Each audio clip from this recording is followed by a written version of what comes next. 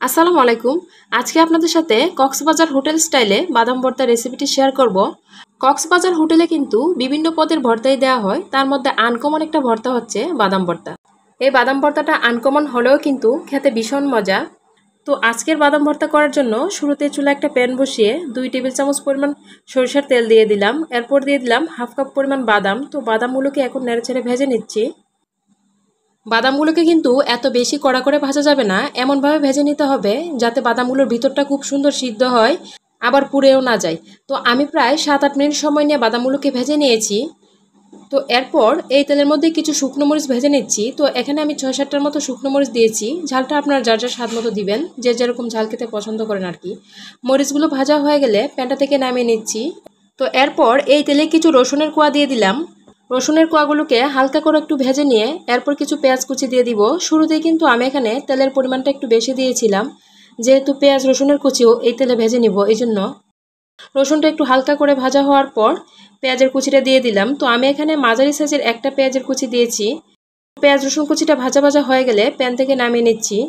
তো ভর্তা তৈরি করার জন্য সব কিছু রেডি। প্রথমে শিলপাটার মধ্যে অল্প একটু বাদাম নিয়ে নিলাম। তো এরপর অল্প অল্প করে পানি দিয়ে বাদামটাকে মিহি করে বেটে নিচ্ছি।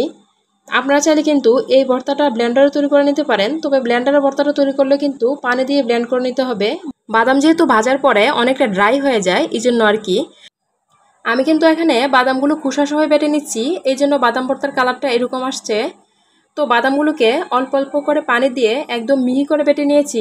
আপনারা চাইলে আর একটু সাবা সাবাও রাখতে পারেন। বাদামগুলোকে বেটে নেওয়ার পর এখন এখানে দিয়ে দিব ভেজে রাখা শুকনো মরিচগুলো। তো শুকনো মরিচগুলোকে এখন গুঁড়ো করে নিব। শুকনো মরিচগুলোকে কিন্তু এত মিহি করে বাটবো না, একটু আধ ভাঙা করে শুকনো মরিচগুলোকে বেটে নিব।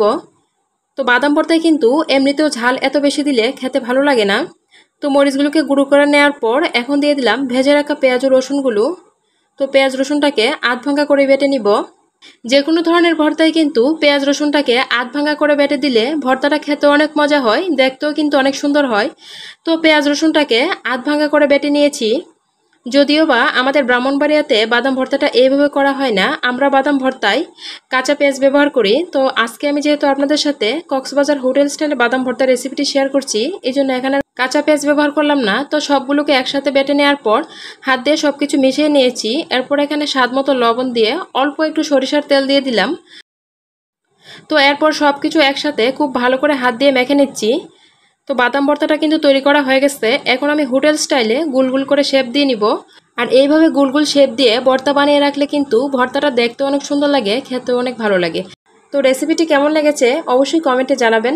আজকের ভিডিওটি এ পর্যন্তই। সবাই ভালো থাকবেন। আল্লাহ হাফেজ।